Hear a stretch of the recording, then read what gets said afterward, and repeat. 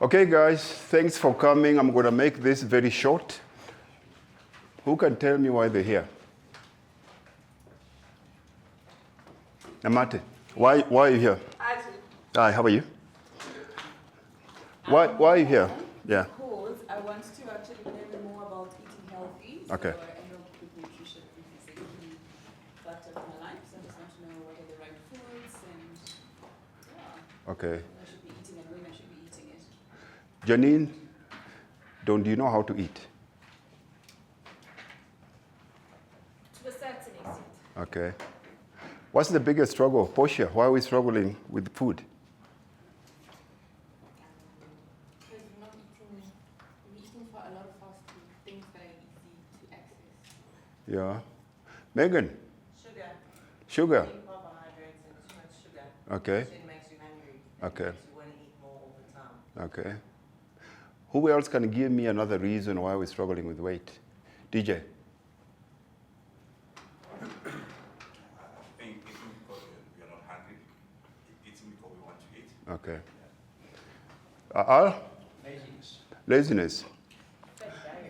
Yeah? Now let's look at it. The different people put on weight because of different reasons. Because until you understand why you're putting on weight, chances are you're going to struggle. Now for context, I'm going to use the scripture and I'm going to say clearly that in Genesis 1st chapter verse 26, and God clearly says, let us make man in our own image and after our own likeness. Now, three things. Francois? I'm sorry. Oh, it's okay, sir. Three things that we have to look at here. As human beings, we are a triune being.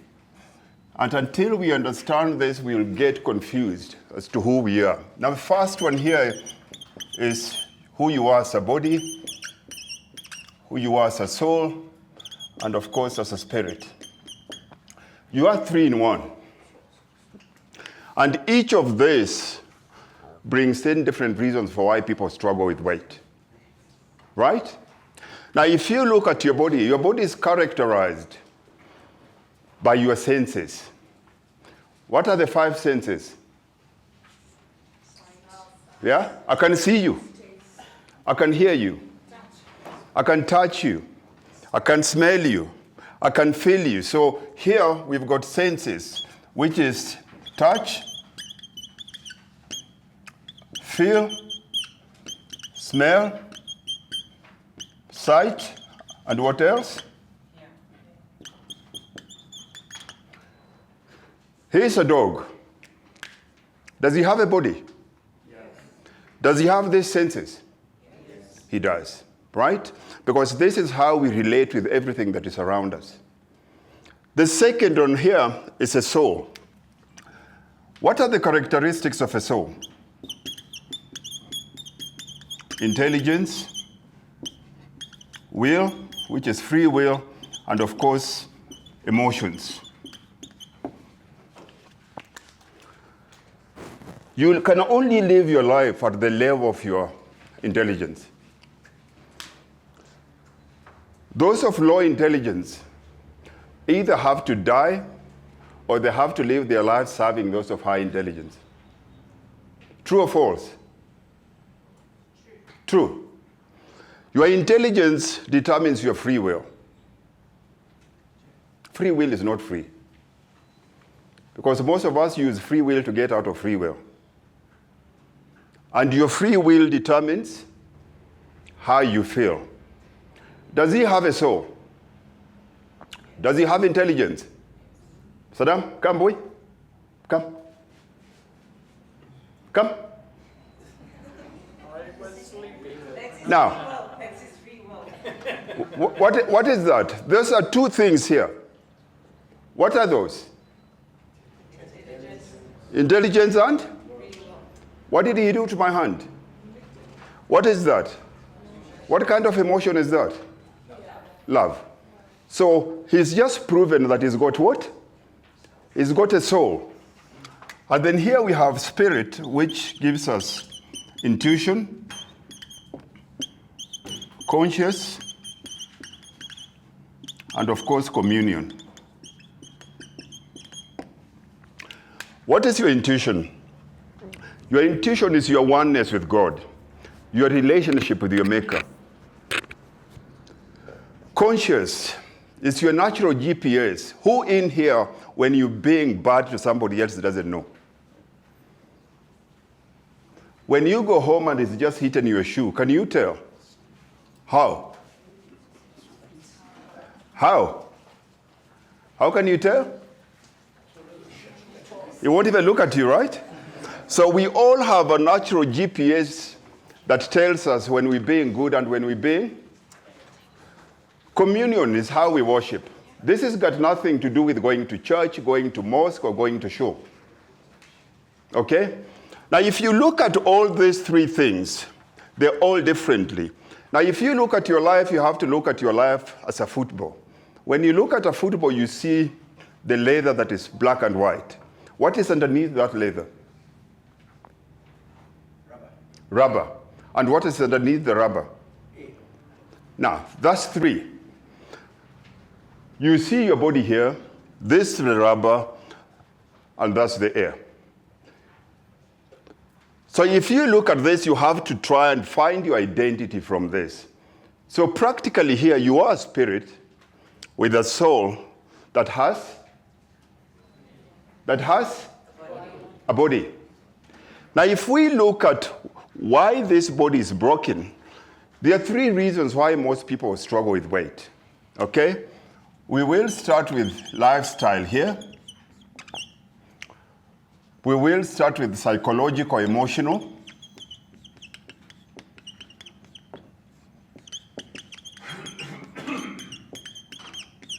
Okay? Psychological, emotional. And here, we will talk about identity and character. Now, each of these can lead to weight gain. Now, if you're suffering from identity, if you are undergoing identity crisis, where is it going to show? If you're undergoing a psychological, emotional crisis, where will it go? Now, most of us try and beat this too much, but the problem is here. Because these three people, the man in this room, the woman in this room, and the child in this room, the reasons for them struggling with weight are totally different. We cannot apply a blanket solution and get the same outcome. Now, the first thing we need to do here is we need to identify what is the cause of your weight gain. Because until we find out that, you're going to be doing whatever everybody else is doing. You look at your friend, she's lost weight, you drop what you've been doing, you jump on that. You meet your friend, he's lost weight, you say, I'm going to this gym, you cancel your gym, you go to the other. But the problem is not whatever is happening outside, the problem is where? The problem is whatever is happening inside. Now, let's look at this, but today I'm going to focus more on this, on the human body, okay? Any questions here? Okay? Now, until we identify what your main cause is, which you're not going to go in today, I will focus on them. I will focus on the body. Now, the human body is an exciting entity. Jackie, roughly how much do you think it will cost if we had to create your body in a lab? If we had to create your body in a lab, how much do you think it will cost if you had to buy it? How much? How much?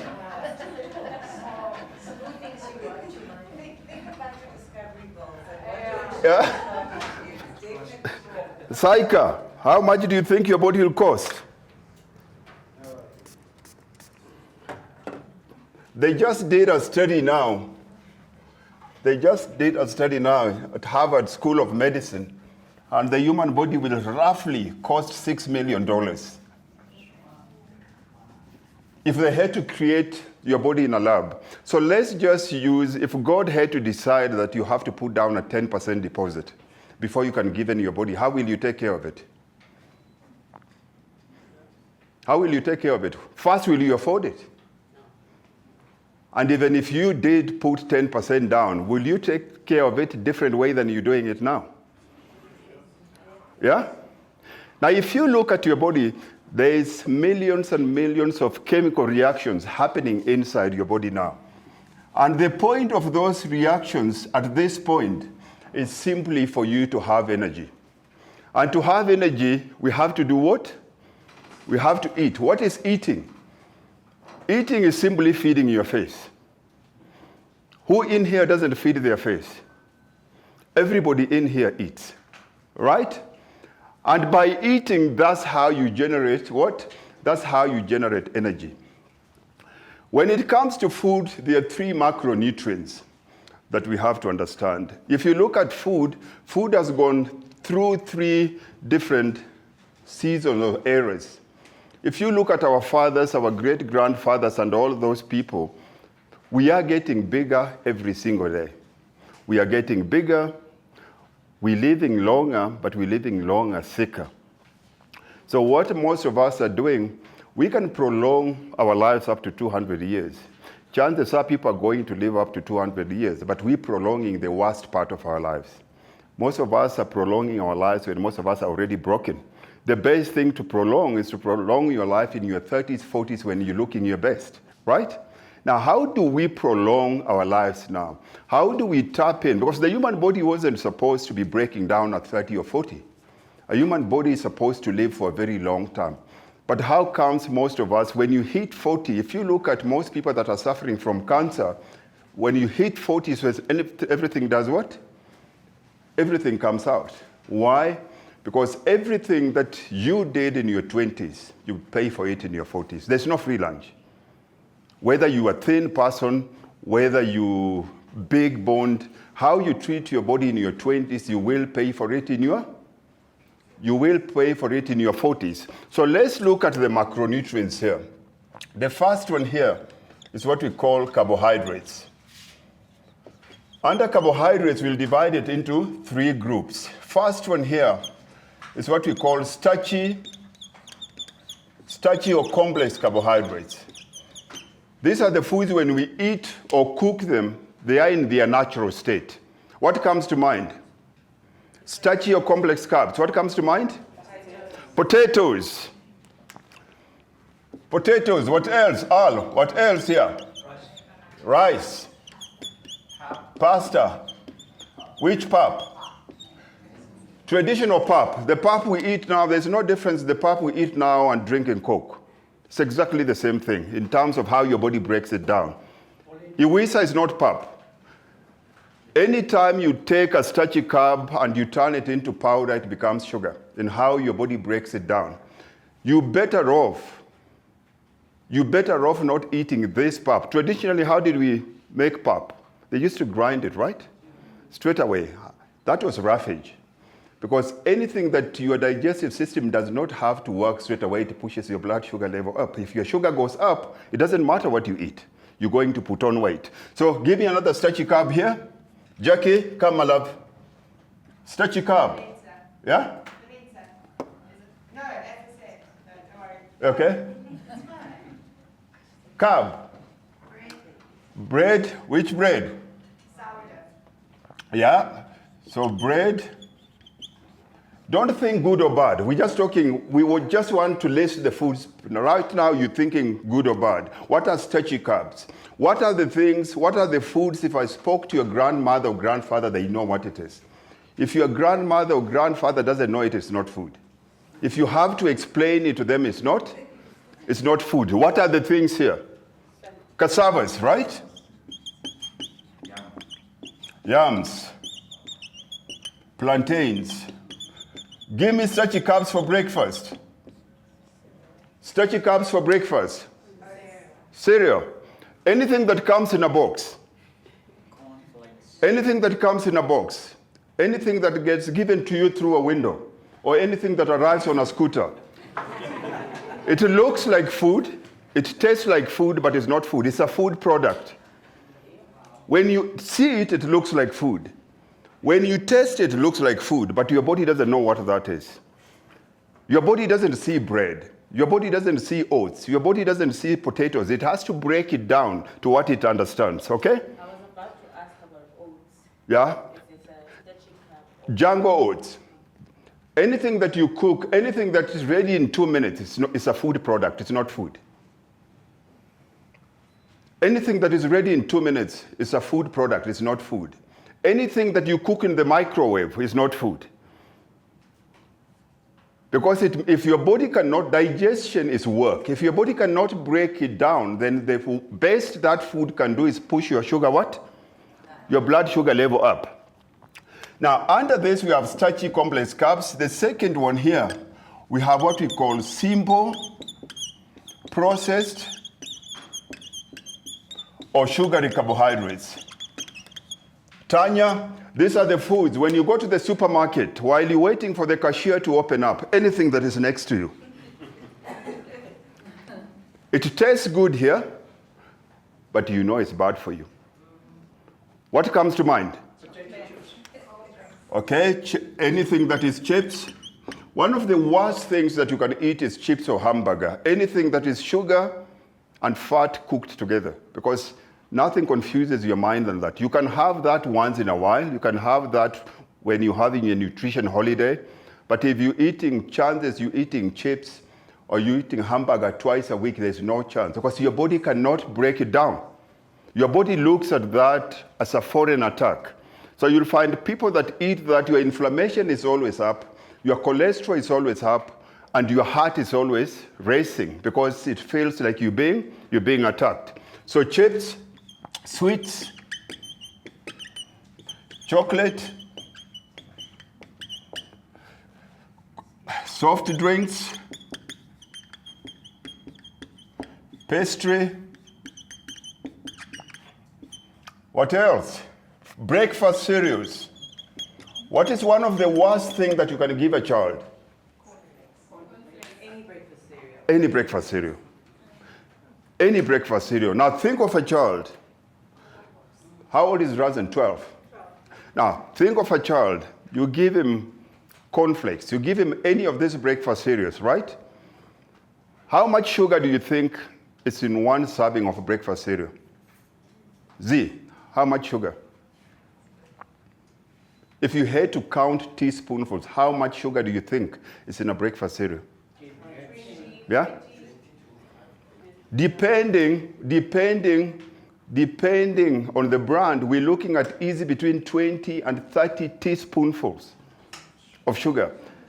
Now, a child that is 10, 12, 13, 14, how heavy is that child? 45. On average, how heavy is the child's weight? 45 kilos maximum. So if you can put 30 teaspoonfuls in a 45 kilo body, a child, and then you put him in a class with other kids, and you expect him to sit down and listen to one female teacher, it's not going to happen. So what does the school say? The school says he's got what? ADHD. And what do you do with your recommendation? What do they put the child on? So who's killing the child? The school or the parent? It's the parent. So the first thing that we have to look at here is the child's breakfast has to change. You cannot feed your child anything that comes in a box. What is the best alternative for child breakfast? The easiest one here. One, you can use easy full cream yogurt. You take full cream yogurt, you take coconut butter, you take any of the berries, you can put in nuts easily, and if you want to make it sweet, of course you can use honey. There's a big difference between raw honey and processed honey. So you mix in honey. Two things you can do with that. You can give the child to always eat that for breakfast, or alternatively, you can keep it in the freezer. Anytime a child needs something, they use that. You can also use that as a dessert. Now, what is that high in? It's very high in fat, and it's very high in protein. Now remember, the more protein you eat, the less sugar in your bloodstream.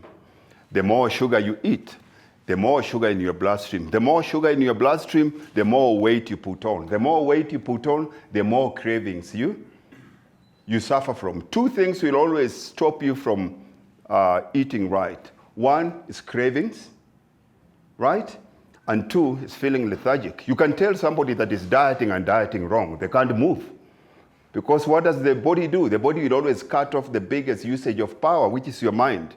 Your brain uses 25% of your total calories. So if you're dieting and you're dieting wrong, where you're cutting out carbs and you're cutting out fats also, your body has no fuel source. Okay? Yes, ma'am. My child is 3 years and she weighs 25 kgs. She doesn't like cereal, sugar. She just wants to eat meat and cheese. So I struggle to know what to give her for breakfast. No, I'll come to that. You have a better problem than most parents. But we're going to come to that. Now, this becomes simple carbs. And then the third one here is what we call roughage or fiber. Roughage or fiber.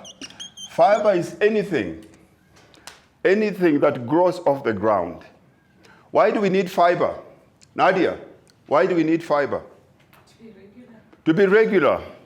85% of South African women suffer from IBS. What is IBS? 85% of our women suffer from IBS. Literally, it means most of our women are full of shit. Why? Because their plumbing is not working, right? So it doesn't really matter. It doesn't really matter how much we change in terms of our diet until we fix your what? Your plumbing. How do you know if you have digestive problems? One, if you struggle to eat breakfast. Most women will always tell you, in the morning I can't eat breakfast because your body doesn't break it down. In the morning you still feel whatever you ate last night is still sitting here like a rock. Secondly, in the evenings, during the day, you're nice and flat. In the evenings, your belly is out. You are constipated. Third thing, you feel lethargic. In the afternoon, you're just always tired. Your worst time is between 3 and 5. You can barely move. Fourth reason, in the evening, your feet are swollen.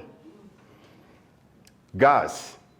And in most cases, you'll find after every meal, you'll find you keep on burping constantly. You keep on throwing up and you swallow constantly. Those are signs of constipation. So how do we fix that? The first thing that we need to do here is we need to increase our fiber intake. Most of us, what is the best-selling supplement or the best-selling food when it comes to fiber in this country? All Bran. If All Bran is the best-selling and 85% of our women are suffering from constipation, is it working? No, it's not.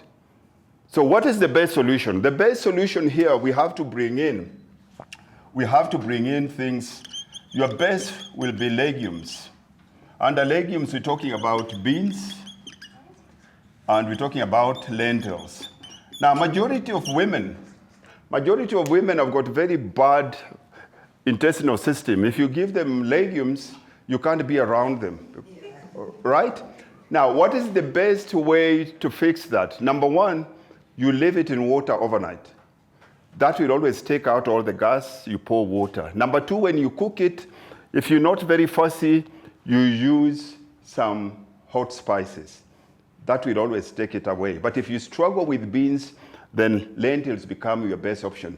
If you can start eating at least on average 4 to 6 tablespoons of lentils every day in your salad, you'll become regular. The minute you become regular, if you haven't been to the loo 3-4 days and you've been eating 3 meals a day, if you go on the scale, how much weight do you think you'll be up?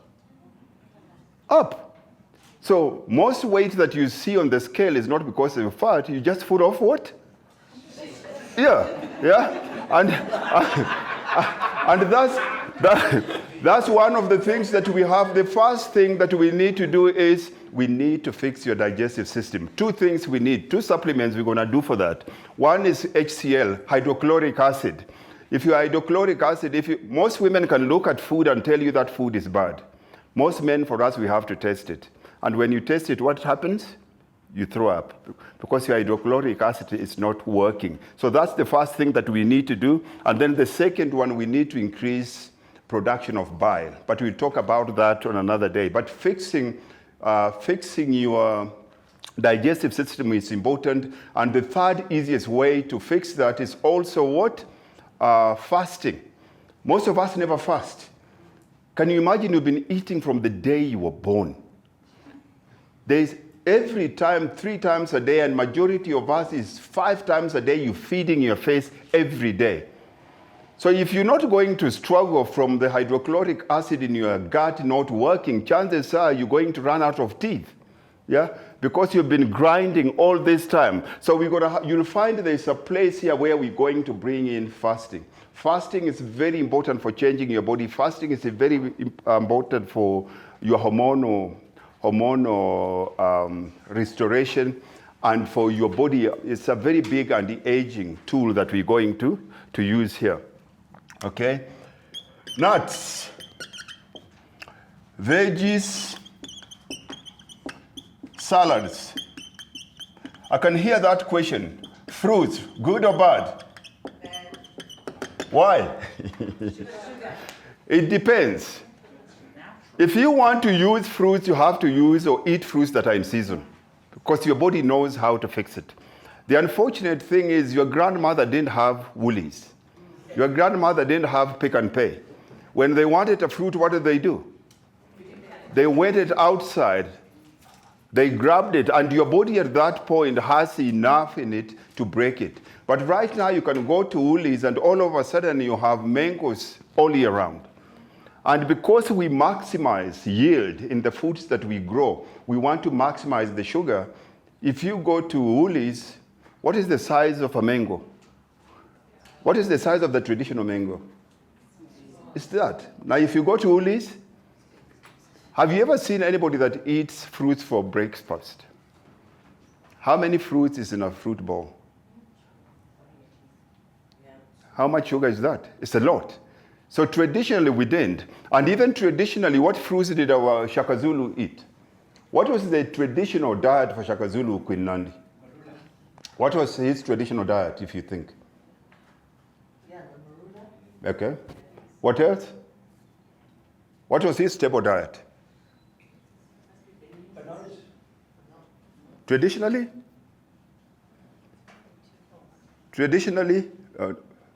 Vapi? You look like his grandson. Traditionally, during Shaka's time was hunting and berries.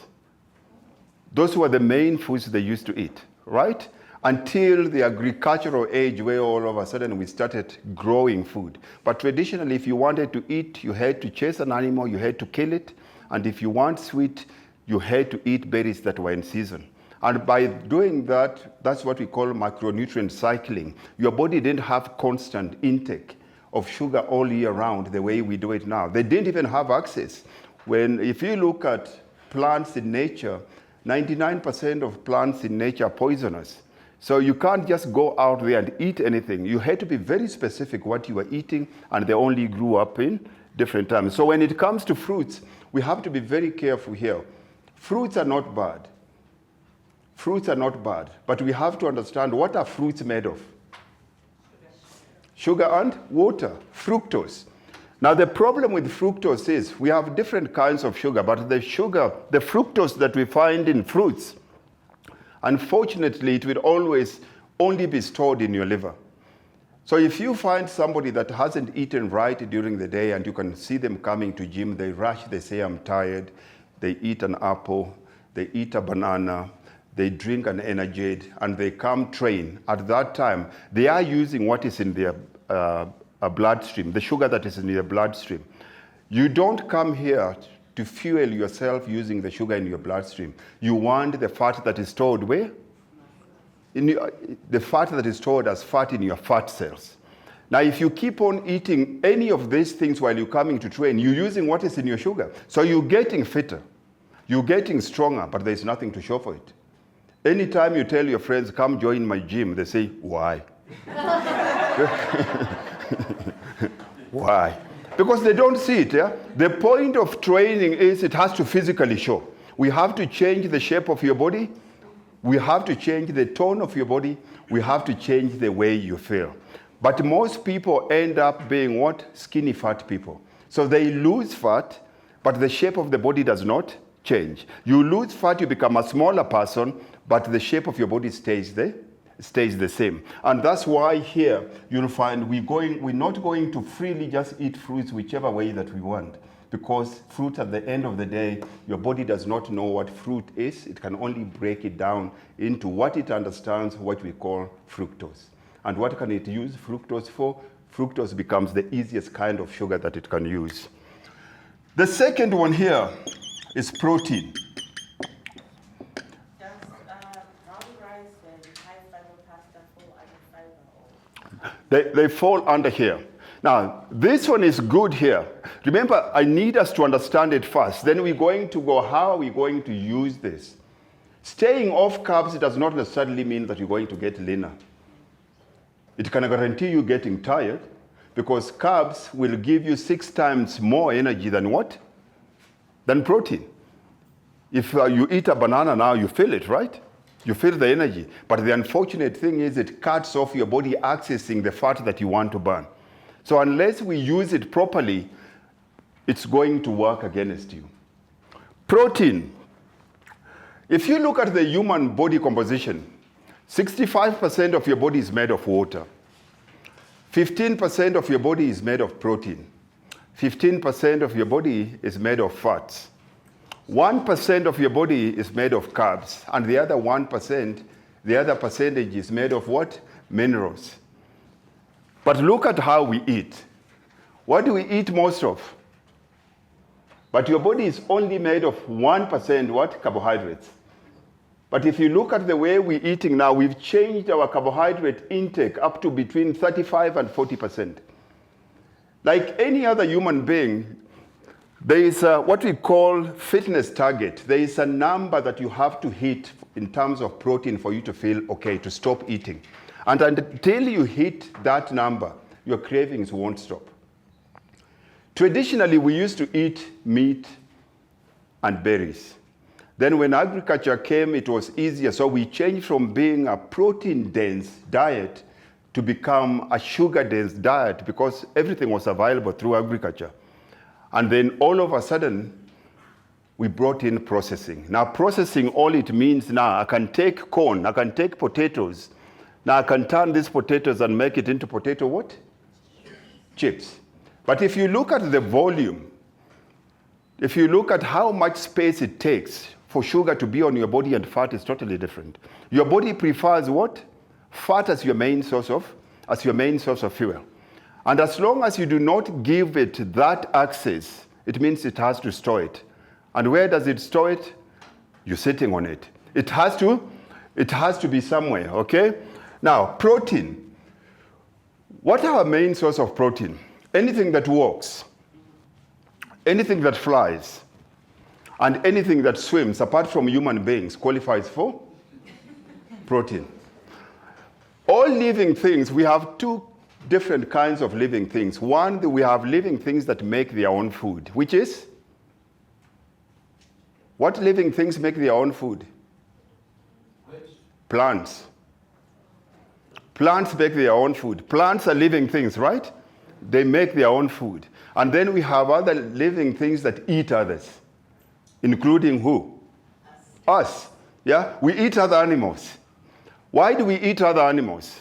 Because they're delicious. Because they're delicious, yeah? What else? Why do we eat? To fuel our body. And what is the main source of energy? Where do we get all the energy from? Because there's only one source we're trying to cycle, right?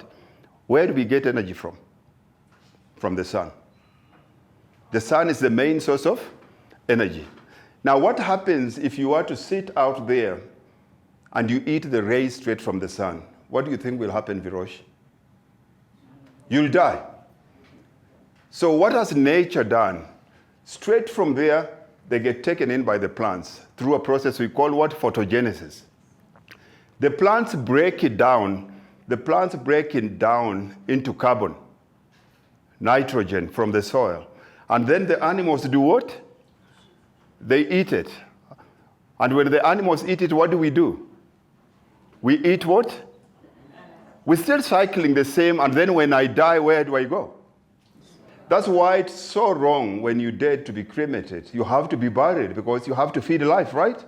You've been feeding off life all this time. Then why are you taking the shortcut?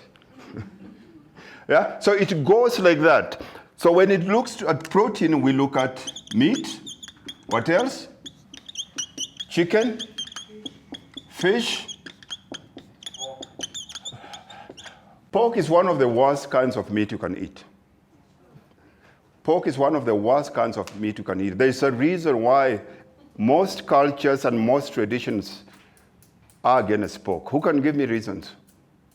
Lesedi, do you eat pork? You look like a guy that likes pork. Yeah, I do. I can't give you a reason why it's bad. Who can, yeah? Madame Caroline? Wait, isn't it like fat rich? Eh? Isn't it fat rich? No, but fat is not your enemy. Yeah. Number one, yeah. Number one, our pigs are the cabbage collectors of the world. A pig eats anything. Yeah? And if you are what you eat, and a pig eats anything and you eat a pig, what are you? Eh? What do you become? Secondly, a pig is the only animal that does not have sweat glands. So it means all the toxin that it eats, it gets into who? Number three, there is no heat that can kill the worms that you find in pigs. And what does it do? Eventually, it will always lodge, it will always find itself either into your heart or into your brain. And you'll always find people where it changes your nature, you start behaving like a pig in terms of how you eat, in terms of how you do things. So when it comes to that, what do we call pig food? Sloth. There's a reason for that, right? So when it comes to that, unless you're stuck on an island, let's say, where there's no other food, if we have other options, pork is one of the meats that we have to stay away from health reasons. One of the best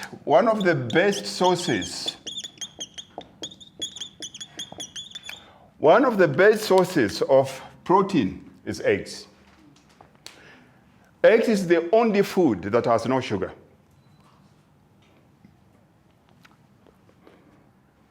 Eggs is the only food that has no sugar. It has all the protein you need. It has all the vitamins you need, but zero what? Zero sugar. Yes, Madam Caroline. Most nutritionists will tell you that eggs are, if you eat lots of eggs, you will end up with high cholesterol because the egg yellow. Yeah. Now, I trust God more than a nutritionist. Anything that is created by God can never kill you, unless you're eating poisonous mushrooms. This one, there is a lot of peer research papers that can prove that eggs are not bad for you. Your body has its own loop system. If you look at your cholesterol, they claim that your cholesterol goes through the roof. But cholesterol is one of the things that your body needs. What will happen to you if you have less cholesterol? You get a heart attack. What happens to a man when he has less cholesterol? Your testosterone drops, right? What happens to you when you're sick? Your cholesterol goes up because cholesterol becomes the building blocks for your immune system. But how much cholesterol do you get from the foods you ingest? Only 15%. The other 85% is created by what? The human body. The main aorta, we have one aorta leading to your heart. Its function is just to pump your heart with what? Cholesterol. Nothing loves itself more than your own heart, even though it loves you. It gives itself the best of the best. So if my heart likes cholesterol, then there is no way cholesterol can be bad for my heart. Are you with me, Madam Caroline? Yeah. Good? Good. So there's good and bad. There's more. That's the lifestyle issues. Good or bad cholesterol has more to do with sugar than it is to do with fat. People that have high cholesterol, it's not like they're eating too much fat. They're eating too much sugar that gets converted into what? Gets stored as cholesterol. So these are the main sources of protein. Now, why do we need protein? Janine, we all protein obsessed. Why do we need protein? Muscle, right? Muscle. The first thing that is going to make you age is losing muscle. When you lose muscle, what happens? Gravity wins. It's just to pull us where? We call this sarcopenia. So the first thing that you need is what? Protein. What is protein? What is muscle? Muscle is stored protein. The more muscle you have, the more protein you eat. The more protein you eat, the less hungry you get. The less hungry you get in terms of cravings. Remember, your protein intakes will always increase your mineral and vitamins intake. And automatically, if your vitamins and mineral intake is high, your cravings are low. If you're eating a lot of starch, if you're eating a lot of sugar, you're constantly on alert. Constantly. Anybody that is eating a lot of sugar, if you want to do a meeting with them, always do it between 10 and 11 and 3 and 4, because they can't think, right? Because those are the times when they do what? They crash. Are you with me here? So we need it for muscle. What else? What else? We protein obsessed. Why do we need protein? For vitamin B's, there's certain B's vitamins that you can't get from vegetables that only protein has. No, that is in your fats. No, that's in your fats. What else do we need protein for? There's a big difference between a woman that eats enough protein and a woman that doesn't when it comes to the time of the month. Time of the month, yeah. A woman that does not eat enough protein will always have very painful, heavy periods.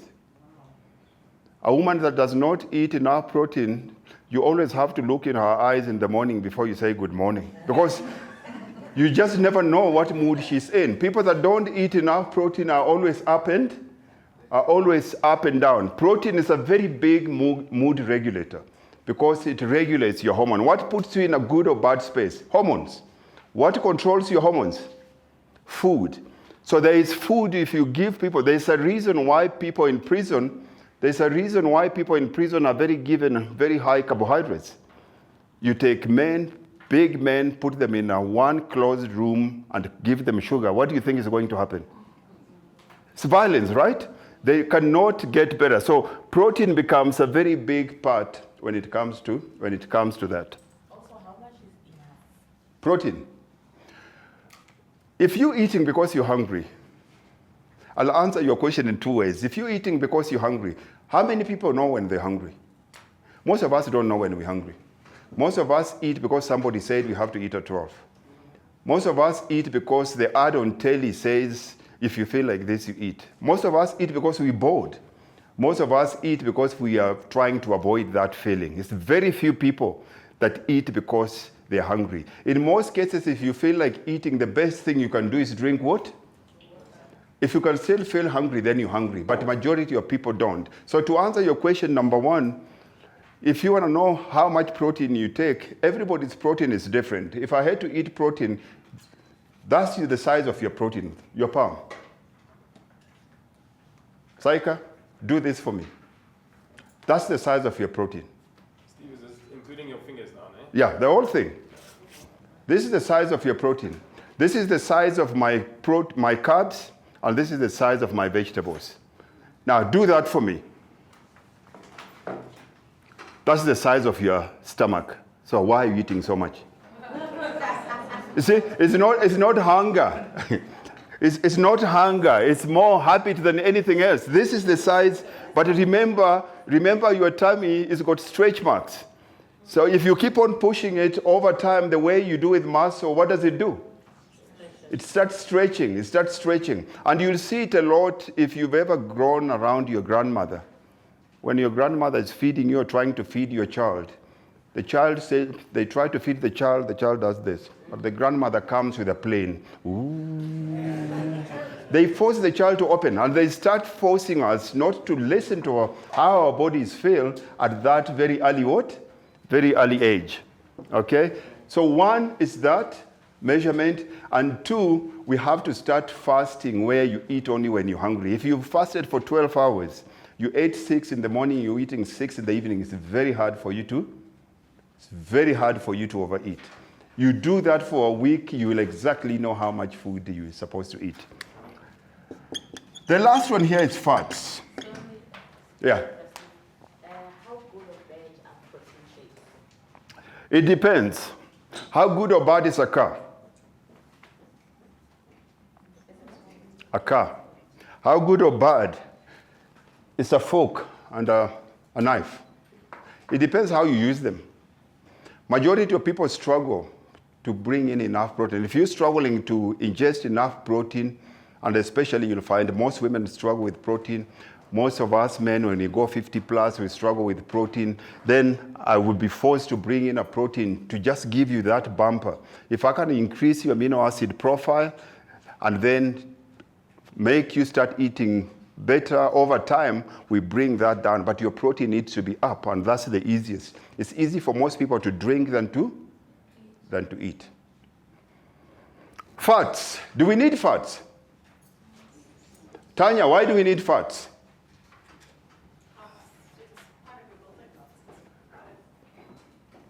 Can you imagine how you'll feel without fats? The first thing that will collapse is your immune system. If I make you, you've seen bodybuilders when they're going for competition. He can only be in that state for 1 or 2 days. After that, he cannot. After that, if anybody sneezes, he gets sick. He can't really function when it comes to that. So we need fats for immune system. What else do we need fats for? Jugs? Healthy fats though. Yeah, healthy fats. Brain, your brain functions. For your brain. Think of any time you are dieting and you cut out sugar and you cut out fats. You couldn't think. You can tell somebody that is on that kind of a diet. It's always just like that. Because at that point, you load shedding worse than ESCOM. Your body doesn't want you to think, because thinking takes a lot of what? Energy. So most people, they just, I'm dieting. So this, if you're not eating fats, you cannot focus. What will happen if I'm walking and there is no cushioning in my knees? What will happen? So what do I need fat for? Lubrication, right? Lubrication. Isn't it good for your eyes as well?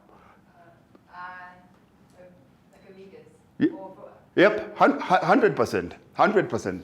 What is the biggest plastic surgery going on in this country? Liposuction. Huh? Liposuction. No. No, that's not. No. Knee replacement. Yeah? Knee replacement. What? Tabi saying, what is the biggest plastic surgery going on? Knee replacement. Huh? BBL. She just said it, what? Breast implant. No, breast implants, yes, but it's not the biggest. The biggest now is bum. Yeah, the biggest, BBL. Oh, okay, I didn't understand that, sorry. The biggest one is there. But why? What is the one part of the human body that does not age? It's your bum. Right? Your bum. Traditionally, our ancestors, their bum never aged. Why? Because they never used to sit as much as we sit. We sit too much. If you look at anybody that comes in this gym, what is the first exercise we put them on? Kettlebell. Because you can see when people come in, they're suffering from bum amnesia. They're walking like this. Now, your bum is 50% of your metabolism. If your bum is asleep, it doesn't matter how hard you train. You're not going to burn fat. And that's why a kettlebell works your bum. If we can activate your bum, you will burn fat at rest. Okay? And that's why you see most people now, when we age, what is the fastest aging part of a human body? What is the fastest aging part? Our face. So what are they doing? They're taking from here and they put it where? Here. The biggest operation now, they take fat cells from your bum and they put it in your cheeks. Okay? So if you look, and of course, for food tastes better with what? With fats. Now we're going to focus more on our good fats. There is nothing better. If you want to lose weight and be healthy, you have to eat fat. Fat is not your enemy. Fat does not make you fat. The first one here is what we call omega-3s. Majority of women that have painful periods, very heavy flow, is because they've got very little omega-3s. What is our main source of omega-3s? Fish.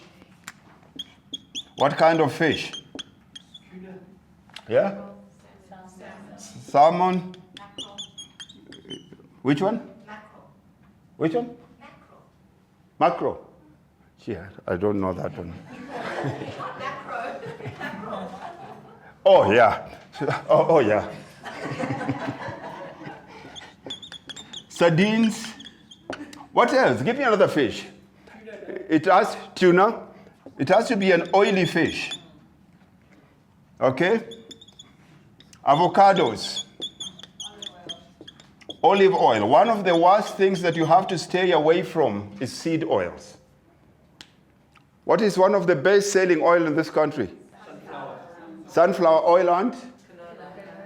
It's one of the worst oils. Because what does canola comes? Canola comes from cotton seeds.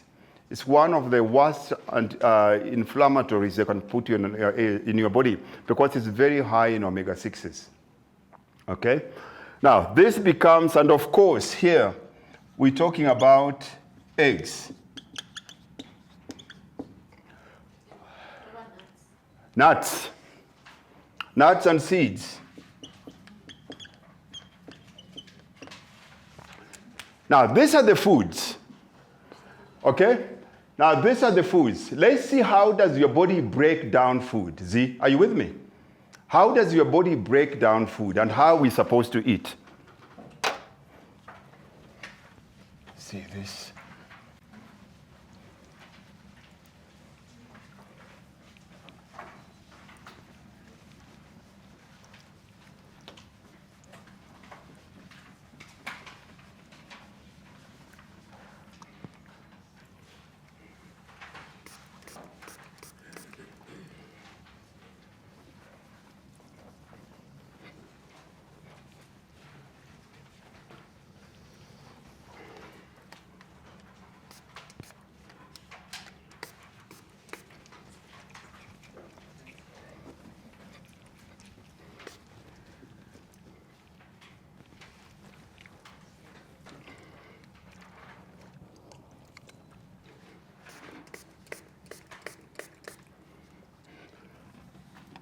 This is exercise here.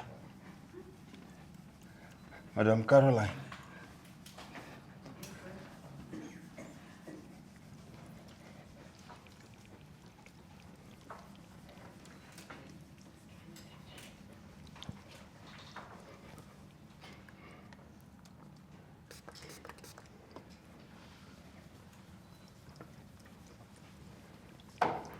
Okay, so we want to talk about the human metabolic system. Let's see how it works and how every food that you put in, how it affects it.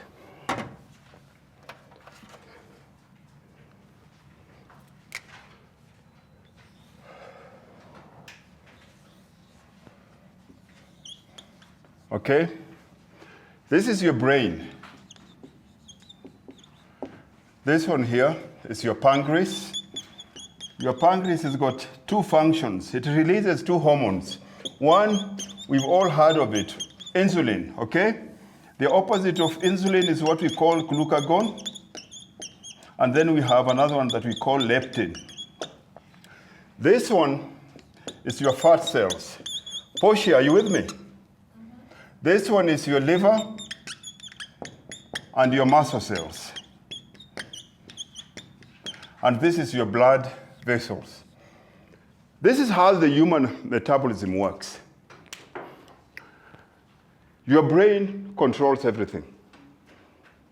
Everything goes through your spine. Your spine becomes the river of life. That's how your brain communicates with your gut. That's how it makes you feel hungry. That's how it tells you there is danger, you need to run. And it forces all these two things to be released. Now, we've all heard of insulin. We've all heard of insulin. We've all heard of diabetes. Now, one of the worst things that you can get is diabetes. And if you play with diabetes, it's because you don't really understand what diabetes is, because diabetes kills. But is it reversible? Yes. Type 1 and type 2 is very easily reversible based on lifestyle. It can be changed because it's the hormonal setup of your body. Now, if you look at this, your body stores sugar or your body stores fuel in two sources, either as sugar or as fat. Now, your body, you've seen on the road. If you see on the road, you'll always find those big trucks that are transporting oil or petrol. It's got that big tank at the back, maybe carrying 1,000 liters of whatever, diesel or petrol, right? And it's got a small tank that it's using to drive the truck. But if the petrol in the small tank gets finished, does it have access to the oil it's hauling on the highway? No, it doesn't. That's exactly how most of us are. Your body is a hybrid. And as a hybrid, you can either use sugar or you can use fats as your main source of fuel. And because most of us are only using sugar at the expense of fat, our body starts storing. So you become like that truck on the highway. Now that truck has got 1,000 liters of petrol, Jackie, but it's got 100 liters in a small tank. The small tank is finished, but it's stuck on the highway, while it's got 1,000 liters. Your fat becomes the base source of fuel.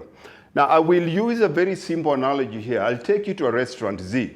When you go to the restaurant, what is the first thing the waiter puts in front of you? Bread. What kind of bread? Why do they do that? To make you hungry. Because what are they trying to do here? They're trying to play with your hormones. If you go to a restaurant and you stay straight away, you order what you want, they don't like it because you're not going to spend what? A lot of money. Straight away, they give you bread here. And in most cases, it will either be white bread or it will be white bread or white rolls. And they'll always give you with butter, and the waiter will always do what? Walk away. Why does he walk away? Because he wants you to eat it. Now, depending on your metabolism, depending on how much muscle you have, the minute you finish that bread, between 10 and 15 minutes, Michaela, what happens to your sugar? Your sugar goes up. Now, at this point, your sugar goes up. When your sugar goes up, your brain panics. Now, I'm being melodramatic here. Do you become diabetic in one day? You become diabetic over time. When your brain sees your sugar goes up, it says, Conradi is going to die. It doesn't matter how much you want to fit in your skinny jeans, Namate, how much you want to fit in your two-piece, how much you want to look hot in your girls' school reunion. Your brain doesn't care. All that your brain cares about is for you to stay what? Alive. So when that happens, your brain talks to your pancreas. Your pancreas releases insulin. The function of insulin is to regulate the amount of sugar where? In your bloodstream. The more sugar you have, Al, the more insulin you do what? The more sugar you have or the more sugar you ingest, the more insulin you release. The minute this happens, your insulin is released. It comes here, and then it takes out all this sugar and it takes it where? In your fat cells. It's storing it now as fat. Your blood sugar level drops. You have to order something. What will that be? Something to drink. In most cases, we order a drink. And depending on who you are, it will either be a soft drink, it will be a glass of wine, it will be a juice, it will be a caffeinated drink. It doesn't really matter. This thing happens. It comes again, it takes it. Now, these are already 2 spikes. It drops. Third one is when the waiter comes and says, hello, ma'am. Did I tell you about today's specials? What does he do? They sell you. Whatever they tell you, we have a T-bone steak, 500-gram T-bone steak. And what does it come with? Now remember this, you're not eating this, Megan, because you're hungry.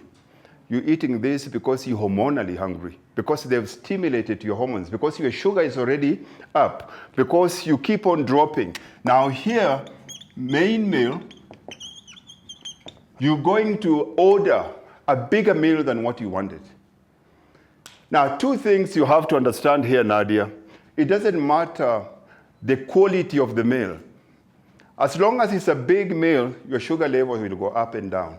So if I take a full Nando's chicken and I give it to Janine, a full Nando's chicken, and I give her with salad 3 times a day, is she going to lose weight? Now, Nandi, is she going to lose weight? No, but it's healthy, right? Because it's too much. So it doesn't really matter as long as the quality matters, but if quality and quantity goes together, straight away you spike. And if you spike, what happens? More insulin gets released. Now, this yo-yo keeps on going up, then it comes down. When it comes down here, the waiter is coming to clear the plates. What does he put next to you? Dessert menu. What is the dessert made of? Now, anytime you spike it, you're storing fat. Anytime you're spiking, you are storing fat. So this happens, and if you're not clever enough or you don't pull yourself from that restaurant, what will happen here? It will drop. And what do we always order? Yeah, you'll have your cappuccino or whatever. So constantly, they keep on taking us here. Now, there's 2 sources of fuel here. We have sugar and we have fats. And then we have insulin. We have what? Insulin and glucagon axis. These 2 hormones are inversely related. If your insulin is high, now, Sakina here, if there's anything I need you to get in your head, insulin is your fat storing hormone. If your insulin is high, what are you doing? If your insulin is high, what are you doing? You're getting bigger. Have you seen some people that say, all I have to do is look at food and I grow? Because their insulin is constantly where? Up. Glucagon, this is your fat storing hormone. This one is your fat burning hormone.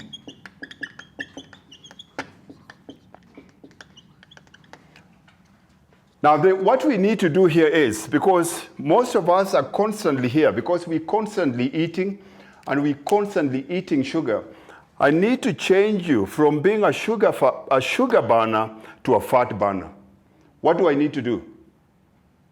Stop the spike in insulin. Yeah? Stop the spike in insulin. Yeah, to stop the spike. But what do I need to do to stop the spike? Eat more fat. What else? Any of us, from the smallest person in here to the biggest person, you have on average between 300 to 500 of stored sugar. So if I take you jerky now, for the next 10 days, just put you on protein and carbs, protein and fats. For the first 7 days, you'll struggle, but you're not going to die. You're not going to die. Because until you'll go into that dip, and when you go into that dip is when your body is changing from being a sugar burner to what? How many days does it take? It takes between 7 to 10 days, depending on one's metabolism. For men, it's shorter than for women, because the majority of women have been dieting since they were 10. So a woman that has been dieting since 10, and she comes to me when she's 20, she's been dieting for half her life. So her metabolism is already what? Messed up. The first thing we need to fix is to fix the metabolism first. We have to get the metabolism working before we can start on any kind of dieting. Now, to deplete this, we have to do the detox. The first 7 days, we have to cut out. Remember, anytime sugar comes in, what happens? Anytime sugar comes in, it goes up. So what we need to do is, to deplete this, we have to cut out any kind of starchy carbohydrates. Now, the minute this is completely depleted, your body has to look for an alternative source of fuel. Where will that be, Namate? Where will that be? Here. So we have to turn from being a sugar burner to a fat burner. Any questions? Does it make sense? Any questions? Marcelo, any questions, bro? Are we understanding there? So the first 7 days, we're going to do that. Now, some people it will take 7 days, Michaela. Some people it will take 10. Now, the question is always, what do I do after those 7 to 10 days? Because you're not going to eat like that forever. Now, that's where we bring in macronutrient cycling.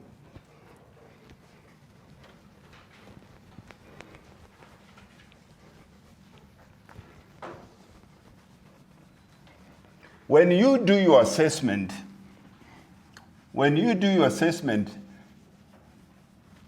and you do the detox, there's a lot of things that are going to change when you look at assessment. And you can always tell what phase people are in by the faces you see from the assessment room. A face goes in, and when you see the person busy studying that assessment paper as if it's an exam paper, you know there's bad news. If you don't step in quickly, they'll quit, you know? So let's look at how it works. 3 things we're going to look at when you do your assessment. First one here, if you look on your assessment sheet, there is your protein. Your protein, the amount of protein that you eat will determine your skeletal muscle, and it will determine your body fat percentage. If your protein is high, your muscle will be high, your body fat percentage will go down. If your protein is low, your muscle will drop, your body fat percentage will go up. Now the first 1 week, it will always be this one. Your weight will go down, your protein will go down, your skeletal muscle will go down, your body fat will go down, your weight will go down. And most people will always get discouraged after the 7 days. They say, I've eaten so good this week, what is this story? Then it's better for me to go back the way I used to eat, right? Because when I was eating, I was just eating whatever I want. Nothing happened. But your body has to change. Your body doesn't like what you're doing. You want to look hot, but your body doesn't care how you look. All that your body cares about is for you to stay alive. Now imagine you working. You earn 5,000 rands. You stay in a 3,000 rands rental house. You drive a 1,000 rand car. Your kids go to a school where you pay $500 and you're earning 10,000. Then you go to work the next day, they tell you the economy is in the tank, you're going to have to take a 50% cut in your salary. What will you do? For other work. Huh? Look for other work. Yeah, you'll look for other work, but now you need to survive. What will you do? You'll cut back on things. You'll cut back on things. And what's the first thing you're going to cut back on? Yeah? What is the first thing? Yeah? No. In real life, when we're talking about life, what will you cut out? Lesedi, what will you cut out? The first thing you're going to cut out on accommodation, right? You're going to cut out on accommodation. You don't need that big house. You might go to a smaller house in the meantime. You don't need that big car. You might use Uber, depending on what's cheaper. And if you're shopping at Woolies, what are you going to do? There's options, right? You might go to any of these, but Checkers is expensive now. Checkers is not what it used to be. So we go to ShopRite. Okay? We go to ShopRite. Now this is exactly the same thing that the body does. So when the body is under attack, because it was used for you eating these big meals without thinking, now because it's on a budget, it has to take away all the unnecessary junk. And the first thing that it does here, is weight. It's like, I can't carry this weight around. This person is not feeding me the way they used to feed me. So the first thing, in the first 1 week, it will drop what? It will drop weight. The second thing here, you'll increase your savings. You don't go and nowadays just pull out your credit card and pay. Now you have to check how much is bread. I've never known how much bread costs. You're starting to calculate how much. You're increasing your savings. Your body fat percentage does what? Your body fat percentage goes up, and the house has to go here. Muscle is too expensive. So the first thing it will cut out also is what? It's your muscle. Your protein you're eating, but because of all these activities and you're used to that much, your protein straight away also comes down. So the first 1 week you'll struggle here.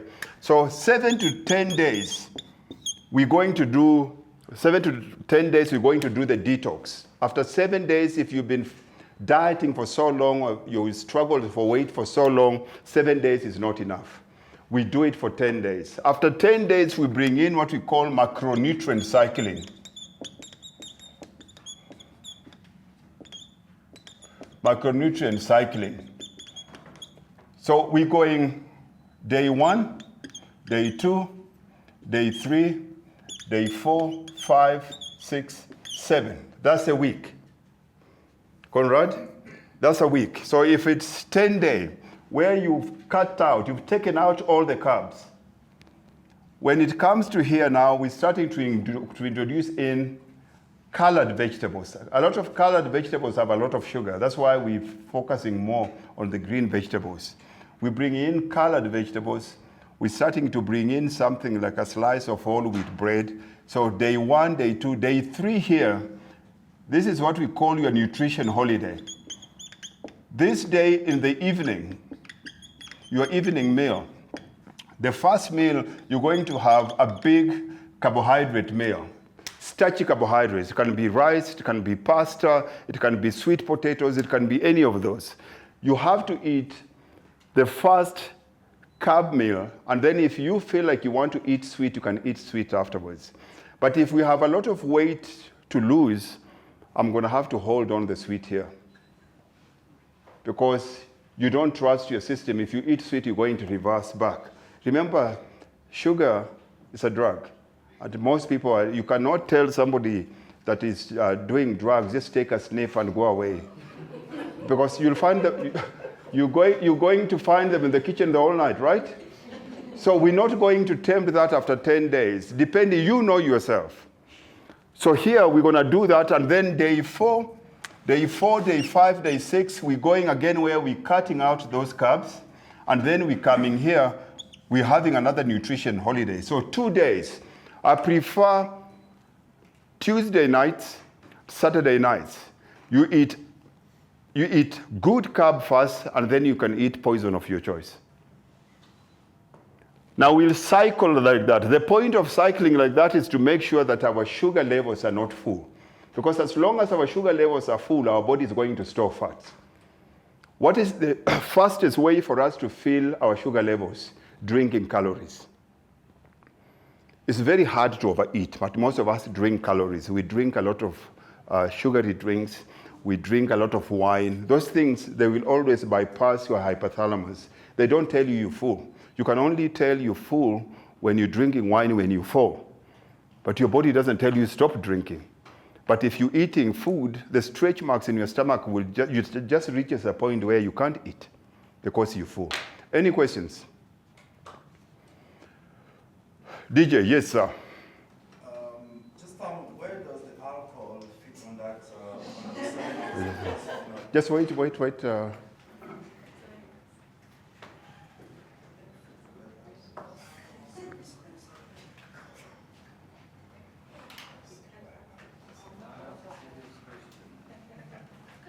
very good question.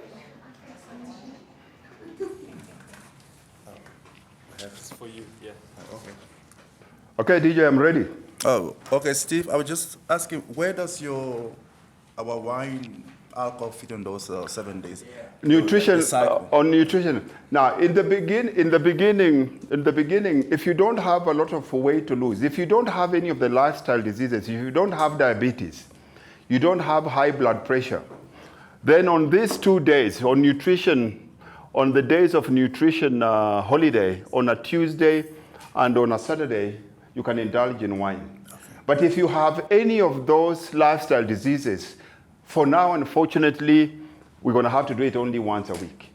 But if you want to get the best results, if you want to reverse any of those, I'll say for the first 30 days, we do not touch any of those.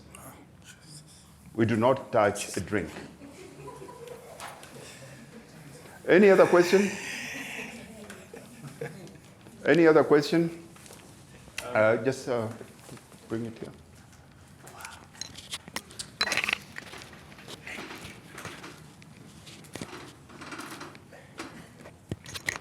Okay, Steve, so on the nutritional holiday, what about pizza? I understand normal pizza is probably not good, but the alternatives, yeah, cauliflower and that stuff? Remember we've gone the first 1 week, which is 7 days, right? And then we've done your assessment, we've seen from your assessment that your body hasn't reversed. Your body is still burning sugar and not fat as your main source of fuel. Then we're extending it for another 3 days, which is 10 days.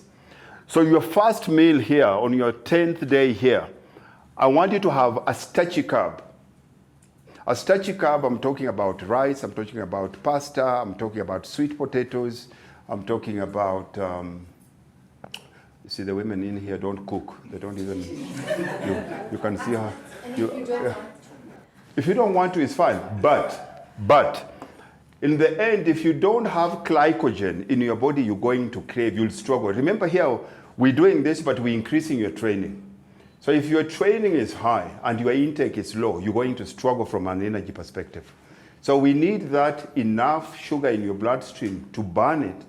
But when you come here after 10 minutes, we're burning that sugar, then you're using to tap into your fat cells for you to fuel your workout. So to answer your question here, Conradi, after the first 10 days, going forward, if pizza is what you want, it's okay. It doesn't really matter. We all have different poison of choice. If you like pizza, if you like a hamburger, remember this is something you're doing once or twice a week. So your body is able enough to break it down. And why I say the hamburger is one of the most dangerous, if you look at your cell has a membrane around it. Now, if you look at the insulin, for it to be able to shuttle all that sugar into your cell, it has to go through that membrane. And that membrane, is it not only made of water, it's also made of fats. But now when you eat a hamburger that is made of bread, that is made of potatoes, and is fried in oil, it creates another membrane around what? Around the cell. Now, anytime the insulin comes to try to take the sugar from your bloodstream, it has nowhere to go. And that's how you become type 2 diabetes. So it keeps on pushing that sugar up in your bloodstream, but your brain keeps on telling you because when your brain talks to your cells are hungry. Any overweight person are starving at a cellular level. The cells are not getting food. And the brain keeps on telling your pancreas over time that keep on releasing insulin. And over time, your pancreas also gets tired of you. It says this guy is not getting it.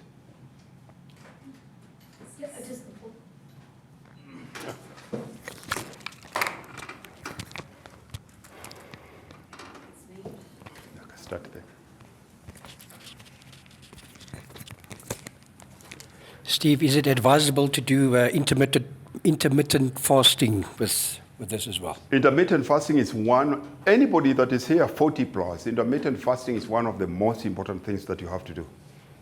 For longevity, for as an anti-aging tool, as a way of discipline, because I think unfortunately we live in a culture where food is easily available and we become slaves to the body. We can't control our cravings. And when we talk about intermittent fasting, start it easy. You can go easy 4-4-12, which means you're eating a meal after every 4 hours, and then you're going for 12 hours the whole night before the next day. Your digestive system needs a break, and your body needs a break from it. So to answer your question, intermittent fasting is a very big part of health.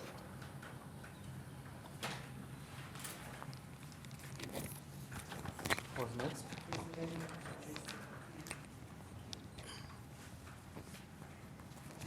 Steve, you left me behind a bit. You were talking about 3 types of hormones. So you spoke about insulin. glucagon and leptin. I'm interested.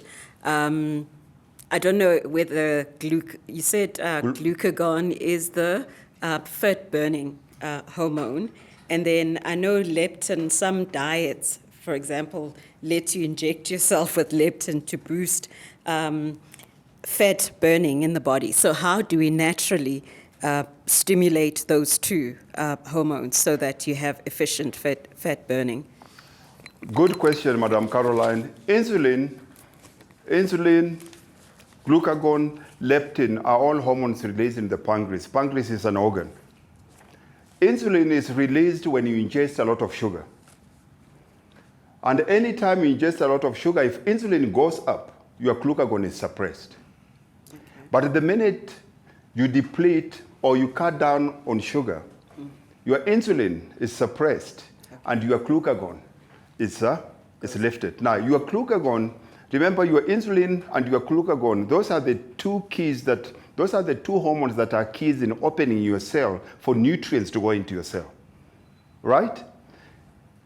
Insulin has the key to shuttle all the sugar into your cell and lock it. So when your insulin is high, when you eat a banana and you come train, when you drink energy and you come train, when you drink fruit juice and you come train, that's insulin. It shuttles it into your cell and then it locks it. That's why you train for 30 minutes and you want something, because you have no access to the cell.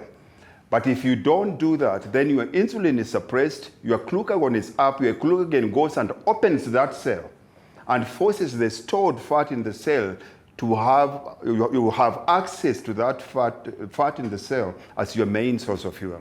So all you want is you want your glucagon constantly to be up. To do that, one is by cutting out sugar, two is by fasting. And then leptin? Leptin is the hormone. Leptin is the hormone that tells your body you're full. And the minute you mix sugar and fat, and that's why we talk something, there's a big difference eating a potato and eating chips. If I give the raw share chips and I give Nandi potato, who's going to eat more? Chips, because your brain doesn't recognize it. It will never go past your brain barrier. So to do that, we have to regulate that. If you're eating fat and sugar together, your leptin is not released. And if your leptin is not released, you can't control your hands. Thank you. So then training when you have been fasting, you agree with? 100%. 100%. For people that are not training, if somebody comes here as a new person, is never trained, and you put them on a detox or you put them on fasting, it's too much a change, and then to tell them to train. So I always prefer if somebody is new the first 7 days, I don't want to see them in the gym. I don't want too many stressors. I want them to fix their hormone first, to turn their body from being a sugar burner to a fat burner. After the 7 days, then we're bringing in another stress, which is training.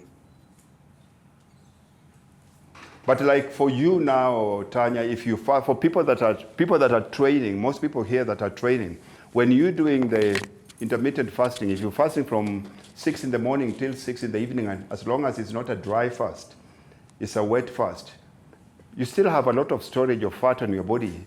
You can still train. Your energy doesn't drop. Okay? Okay. I saw a hand up here.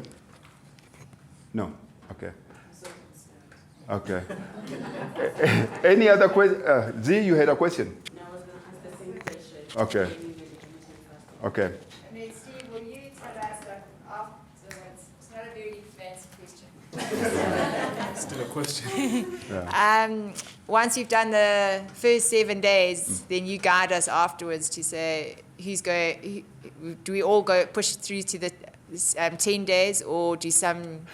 No, not everybody. Remember, it's 7 days. Most men, after 7 days, their body's already changed. But most women, because they've been dieting for long, most women already have a broken metabolism. The average woman will take me between 10 to 14 days to reverse it from being a sugar burner to a fat burner. and then that's when we go into the maintenance phase. Now, just to add on what Jackie is saying, remember the reason for coming to gym initially to lose weight are very different from the reason or the motivation why you have to stay after you've lost the weight.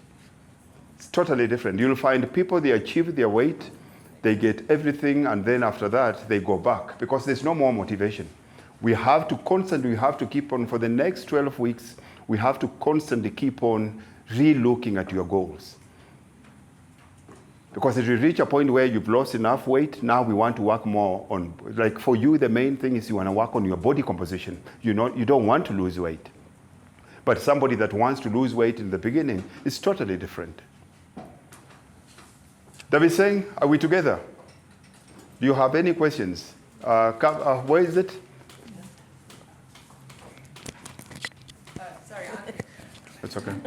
Yeah, thanks. Thank you, Megs. There. Thank you. Stephen, I wanted to know, during the detox period, can we take food supplements, like, the Ensure or high protein type of liquid supplement? Is it pure food that has to be the green veggies and the animal source protein? The important thing for the detox is twofold. One, your digestive system is like a gym. When you eat real food, your body has to break it down for you to burn fat. But most of us, unfortunately, because we're eating a lot of processed food, our digestive system is not working. So number one, I need you to stick to food. Number two, remember we call that supplements. What does supplement mean? It means you have to supplement your nutrition. Until we get your foundational nutrition right, I don't want supplements coming from outside unless you're dealing with medical issues. But from a normal point of view where you want to bring in vitamins and all that, you need your body to get it from the food. To add on that also, you'll find most women, the first 1 week, they'll always struggle with constipation. And the problem is because most women don't have enough hydrochloric acid in their gut to burn the meat. Most women struggle with meat. And if you're going through that, you'll find I will have to change that. I'll have to take out the meat and I have to bring in a lot of vegetables. Majority of people, when they start eating vegetables and they eat less meat, they always tell you, I'm feeling so good. I have so much energy. It's not because of that. It's because now your body can break it down, because majority of you cannot break down your meat because you don't have enough digestive enzymes. So if you have those are things you consistently have to keep on working on. Your needs will change as you move on. Yes, no? Take that. Can I go there? Yeah, thanks, DJ.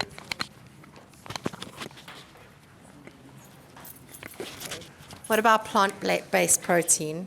Yeah? Plant-based protein. In the first week. In the first week, it depends. Are you eating animal protein? In the Some. In the first 1 week? Some. Because, so Tanya, let's look at food, because I think the easiest way is for you to understand why you eat food and what do you get out of food. What is food made of? Food is made of carbon. Food is made of oxygen. Food is made of water. Where do we get this? We get this from the air, right? And then why do we eat plants? Because plants give us nitrogen. Basically nitrogen is your protein. When we eat protein, we're eating nitrogen. So you're getting nitrogen and all these other minerals. So if you're going that fast 1 week and you're eating animal protein, and you're comfortable with it, you're regular, you're not feeling sluggish, you're not feeling inflamed. Because if most people, if they're not breaking it down when you put them on a lot of animal protein, they start getting joint problems. And it's because your body is fighting it. But if you're not, then I'll prefer for us for the first 7 days just to stick on animal protein, because we're bringing in all this with very little sugar. When we go to all these other processed protein plants that is not from plant itself, there's just no way you're going to avoid bringing in carbs. And it will take this process longer for you to change your body from being a sugar burner to a fat burner. Yeah, but chickpeas, quinoa, stuff like that. You can that's- cook. You Yeah, can, yeah, No, cooked. cook. Eating is Yes. fine. Not as a smoothie. Not as a Yeah, shake. yeah, eating. 100%, I'm my saying love. plant-based protein. You know, your English solid. is my fifth language. Sorry, I didn't get you right. Anything else? Madam Caroline? Yeah. Okay. Sorry. It's okay. Yeah. It's okay. Sorry. My question is related to Tanya's. I don't know if this is where you were going to, but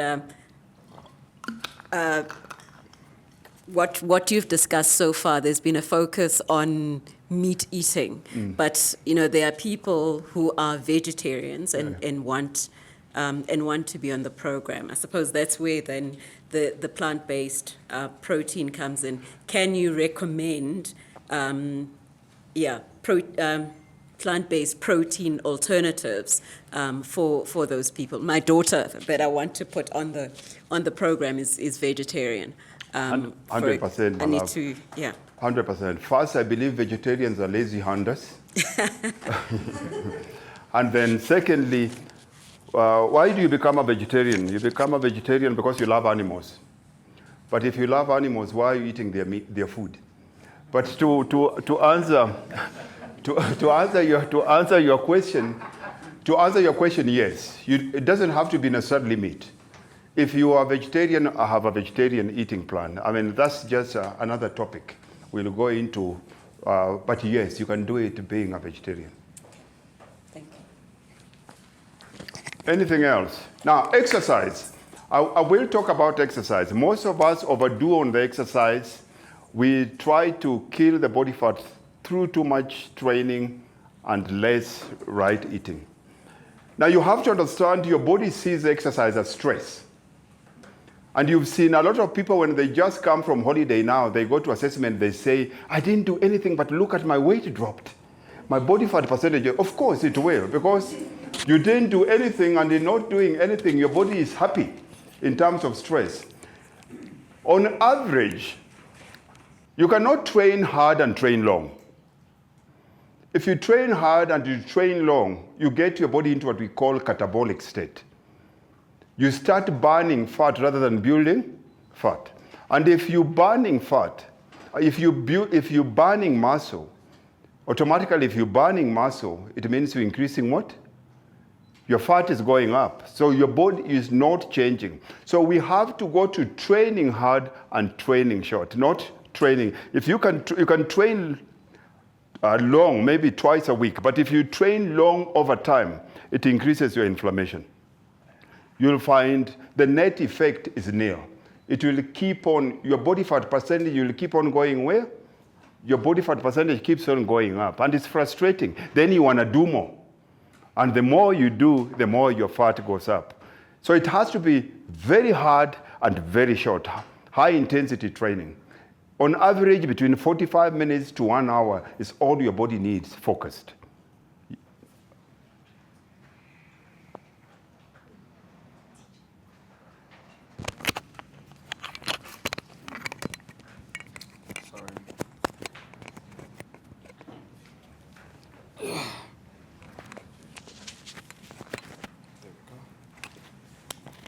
I just want to find out, is it possible, let's say you lose a huge amount of weight and you have loose skin.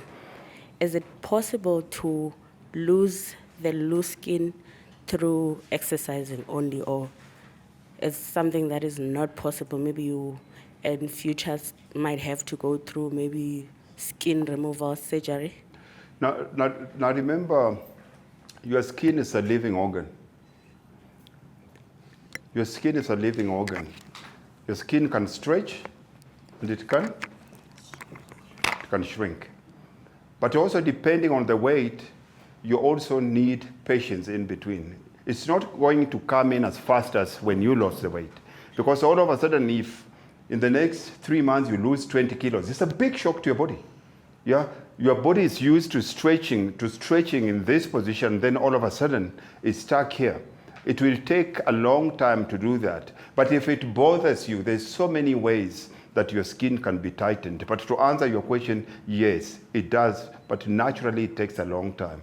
You've seen women that give birth to triplets. They get stretched that much. But what happens over time? It comes back in. Nadia, you're talking to me with your eyes, but your mouth is saying nothing. Are you with me? Anything else? Okay? No, perfect. Thank you. Thank you for coming in today. Remember, today we were focusing more on the physical. But as I've said earlier, there are 3 different causes for weight gain. You have to find out why you're struggling to lose weight. Because if you're busy pulminating and beating that body, but you're struggling from a mental perspective, you're struggling from more a spiritual, which is an identity crisis problem, you will struggle. So find out your why. Find out your why, and then the how becomes easier. Thank you very much. Have a beautiful day, and I'll see you in the gym.